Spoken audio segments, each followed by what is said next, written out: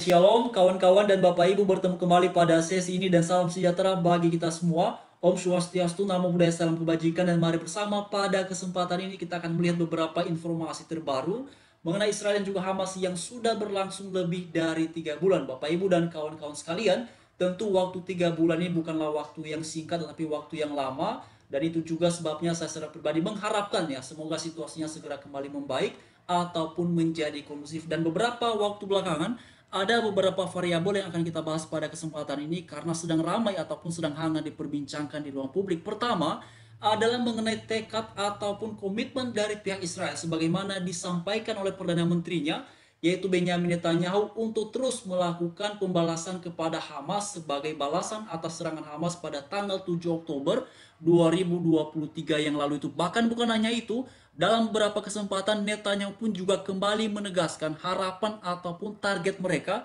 untuk bisa melenyapkan Hamas dari muka bumi. Itu variabel yang pertama. Variabel yang kedua yang akan kita bahas adalah terkait dengan angka korban, teman-teman. Nah, ini ya seperti yang Bapak Ibu ataupun kawan-kawan semua bisa lihat di sini.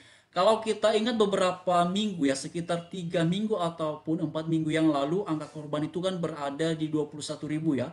Tetapi ini sudah ada rilis terbarunya mencapai 23.708. Bahkan sebagai informasi pembanding, di sini ada yang membahas angkanya adalah 23.843. Jadi Bapak Ibu semua, kawan-kawan sekalian, memang angka ini adalah angka yang tinggi sekali ya. Dan saya berharap semoga situasi di sana memang segera kembali kondusif dan tidak ada lagi ya angka korban yang bertambah. Ini sudah sangat tinggi sekali kawan-kawan ya. Dan Bapak Ibu semua, memang tidak sederhana ya. Ya, tidak sederhana situasi di sana untuk kita bisa berkata bahwa segera situasinya membaik, segera situasinya kembali kondusif, karena ini kompleks sekali kawan-kawan ya. Sebagaimana yang juga sudah kita lihat bersama bahwa pihak dari Hamas ya juga mengharapkan ataupun menginginkan agar Israel mereka bisa lenyapkan dari muka bumi ya, tapi juga di satu sisi sebagaimana yang pernah disampaikan oleh salah satu pemuka agama ataupun tokoh agama, yaitu adalah Paus Fransiskus, bahwa Israel juga punya hak untuk membela diri, tetapi beliau pada waktu yang bersamaan juga menyerukan agar kedua belah pihak ini mempertimbangkan dan memberikan perhatian terkait dengan kemanusiaan. Jadi memang Bapak Ibu sekalian, kawan-kawan semua, situasinya itu tidak sederhana ya. Namun sekalipun tidak sederhana, saya secara pribadi terus mengharapkan semoga ada solusi yang paling baik atas situasi yang sedang berlangsung di sana. Lalu kemudian variabel ketiga yang akan kita bahas pada kesempatan ini adalah terkait dengan beberapa waktu yang lalu kawan-kawan, ini sekitar 2 hari belakangan ya, itu juga ramai sekali terkait dengan beberapa negara yang membuat gugatan ke pengadilan internasional terkait dengan Israel. Tetapi hal ini sudah direspon juga oleh Benyamin Netanyahu, dan dia menegaskan ya, sebagai Perdana Menteri, tidak kendor ya tekad ataupun kemudian komitmennya mereka untuk terus melakukan perlawanan terhadap pihak Hamas. Nah, ini situasinya Bapak Ibu ya. Jadi memang situasinya semakin tidak sederhana ya, semakin tidak sederhana seperti yang kita lihat juga dalam beberapa kesempatan Benyamin Netanyahu ya beberapa kali mengutarakan dan menegaskan sikap Israel bahwa Israel akan terus yang melakukan upaya pembalasan kepada pihak Hamas, karena situasi ini memang juga tidak bisa dipungkiri bahwa ini berlangsung ya setelah pihak Hamas melakukan serangan dadakan kepada Israel pada tanggal 7 Oktober yang lalu itu. Ya, itu dia kawan-kawannya.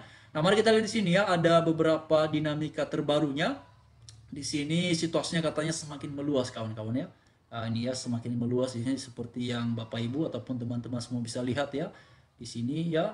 Lalu kemudian juga ada beberapa ulasan di sini. Nah, ini dia kawan-kawan. Jadi seperti yang dilihat di sini ya.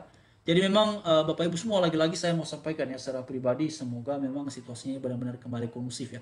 Karena begini kawan-kawan ya, terlepas dari pro kontra yang terjadi, satu hal yang kemudian tidak bisa dipungkiri bahwa apa yang sedang berlangsung ataupun sedang terjadi di sana, yang sedang dan paling membutuhkan perhatian, paling membutuhkan dukungan itu adalah masyarakat biasa, warga biasa yang tidak terlibat ataupun yang tidak tahu mengenai situasi yang seperti ini. Ya, jadi saya pun juga kadang-kadang heran ya ketika ada orang-orang yang begitu bersemangat mengecam mengutuk Israel, tapi berdiam diri dan seolah-olah tidak tahu ataupun bahkan memuji ketika Hamas yang melakukan serangan. Karena begini ya, selama Hamas melakukan serangan kepada Israel dan menargetkan Israel untuk bisa dilenyapkan, tentu Israel tidak akan mungkin berdiam diri kawan-kawannya, teman-teman semua, sebagai sebuah bangsa. Mereka tentu akan terus berupaya untuk mempertahankan bangsanya, mempertahankan eksistensinya sebagai sebuah bangsa, ya. Jadi harapan saya sebenarnya secara pribadi adalah yang sedang dibutuhkan ini bukan memuji siapa, bukan membela siapa, tetapi bagaimana caranya agar kedua belah pihak ini benar-benar bisa kembali ya situasinya itu kondusif. Ya, jadi bagaimana caranya kawan-kawan? Saya secara pribadi memang juga nggak tahu ya bagaimana caranya secara detail ya. Tapi ini harapan saya sampaikan kepada sahabat-sahabat semua. Mungkin ada yang setuju, silakan. Ada yang punya opini yang berbeda ataupun gagasan yang berbeda juga silakan.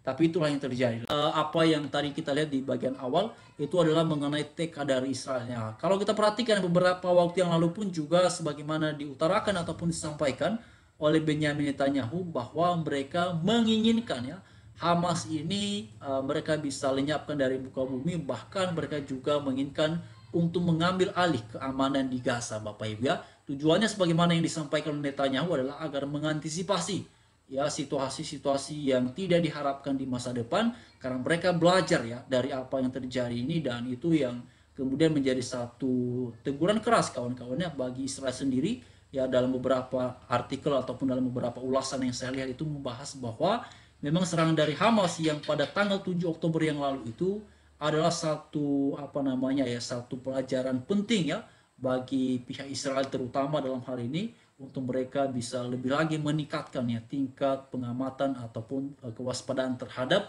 ya hal-hal yang bisa ya membuat mereka berada dalam kondisi seperti yang terjadi pada tanggal 7 Oktober yang lalu itu. Ya, itu memang situasinya kawan-kawan. Jadi tidak mengherankan pada akhirnya ketika dari pihak Israel menyampaikan bahwa mereka berkehendak ya ataupun menginginkan untuk mengambil alih keamanan di Gaza. Apakah itu kemudian pada akhirnya bisa terrealisasi? Ya, kita belum tahu Bapak Ibu ya. Bisa saja pada akhirnya terrealisasi, bisa saja pada akhirnya itu menjadi terwujud, tetapi lagi-lagi ya kita belum tahu kepastiannya seperti apa, karena situasi di sana kawan-kawan itu ya tidak sesederhana yang kita lihat dalam beberapa ulasan, tidak sesederhana yang kita lihat dalam beberapa penjelasannya. Karena sebenarnya begini teman-teman ya, saya melihatnya seperti ini ya. Apa yang kita lihat beberapa waktu belakangan, tentu ini kan tidak serta-merta menggambarkan kondisi detail ya terkait dengan apa yang terjadi di sana. Ini kan ya ada aspek-aspek yang kita tidak bisa tahu, yang tidak bisa kita ketahui ya,